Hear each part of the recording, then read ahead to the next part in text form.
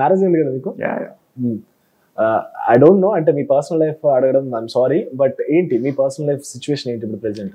అదే యాక్చువల్లీ వీళ్ళ టార్గెట్లు ఏవైతే ఉంటాయో ఎంతసేపు పర్సనల్ లెవెల్లో గెలికి వీడు పాత జీవితంలో ఎఫ్ఐఆర్లు ఉన్నాయా, లేకపోతే ఇంకేముంది ఎతికి వీడు బొక్కలేదో తీసి వీడిని ఎవరు ముగించాలి అని చెప్పి సంబంధం ఉన్న లేని వాళ్ళందరినీ పిలిచి వాళ్ళకి వీళ్ళకి కథలు చెప్పి ఉన్నవి లేనివి అనమాట.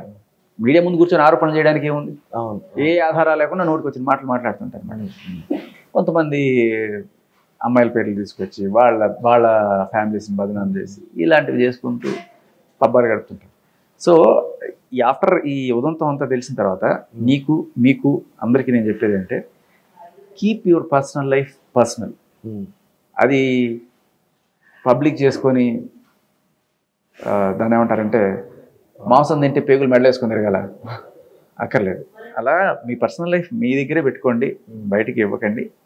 దాన్ని మిస్యూజ్ చేస్తారు జనాలు, దానికి రకరకాల ఏదేదో కారణాలు లేదో చూపించి బదనాం చేయడానికి ఇది చేస్తారు. కాబట్టి పర్సనల్ లైఫ్ పర్సనల్గానే పెట్టుకోవడం అనేది చాలా చాలా ఇంపార్టెంట్. నీ జీతం ఎంత, పిల్లల ఏంటి, ఇవన్నీ కూడా ఒకసారి ఇప్పుడు డ్రగ్ మాఫియాతో పెట్టుకున్నాం మనం, టార్గెట్ అవుతాం. వాళ్ళు ఎక్కడెక్కడ దొరుకుతాడు ఏం చేస్తాడు అనేది చూస్తూ ఉంటారు.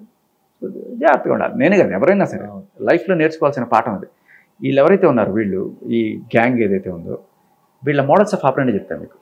సో మహి పొడుగ్గా తెలగ బాగున్నాడు, సరే మంచి ఉద్యోగం చేస్తున్నాడు TV5లో, పరిచయం చేసుకుంటారు. పరిచయం చేసుకున్న తర్వాత ప్రతి దానికి నీకు తల్లో నాలుగైపోతారు. అంటే నీకు ఏం పని కావాలన్నా మహి నేను ఉన్నాను, మహి అంటే నాకు ఇష్టం, నువ్వు అసలు చెప్తే ఇప్పుడు మీ ఇంటికి వచ్చేస్తుంటారు, నువ్వు ఎక్కడ పోతే అక్కడ వచ్చేస్తుంటారు. ఫ్రెండ్లీగానే నెక్స్ట్ లెవెల్కి పోవడానికన్నా ముందు చాలా ఫ్రెండ్లీగా, ఎంత ఫ్రెండ్లీగా అంటే మీ ఇంటికి వచ్చినా మీ ఇంట్లో వాళ్ళు తప్పు అనుకోకుండా ఉండే అంత ఫ్రెండ్లీగా అనమాట. మీ ఇంట్లో వాళ్ళతో అయ్యో మీ కొడుకు చాలా మంచివాడండి, అసలు చాలా ఎక్కడికో వెళ్ళిపోతాడండి, ఇట్లాంటి మాటలన్నీ చెప్పేస్తుంటారు అన్నమాట.